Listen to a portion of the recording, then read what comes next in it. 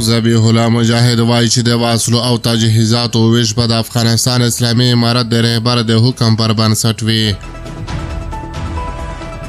سلامونه ستړي مشئ، وخت مو په خیر. پام وکړئ د ایران ټي وي یوټیوب چینل څخه تازه او مهم خبر ته.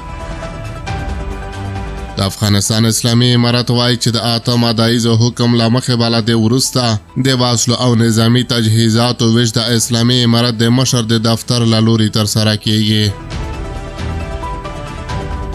د افغانستان اسلامي امارت بیان ذبیح الله مجاهد زیاتوي چې دا کار د نظامي تجهیزاتو د ساتنې او د دغو تجهیزاتو لا غیر ضروري کارونې د مخنیوي په موخه شوی دی.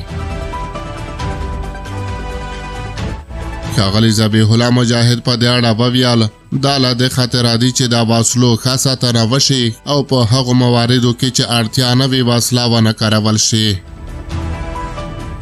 د افغانستان د کورنیو چارو وزارت وایان د هم دغه حکم په تړاو د وضاحت په ورکولو سره وایي چې لا د وروسته به په ډیپوګانو کې زیرمه شوي وسلې او تجهیزات یوازې د اسلامي امارت د مشر په امر ویشل کیږي.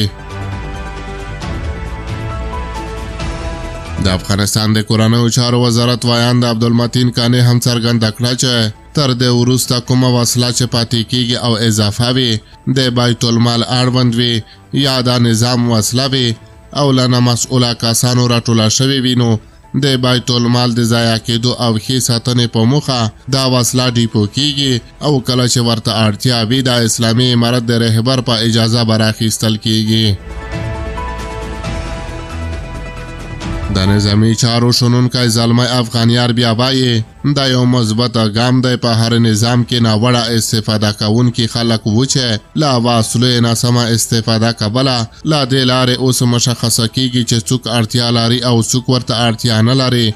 له بل پلوه د وسلې د مدیریت لپاره یوه واحده قوه موجوده وي.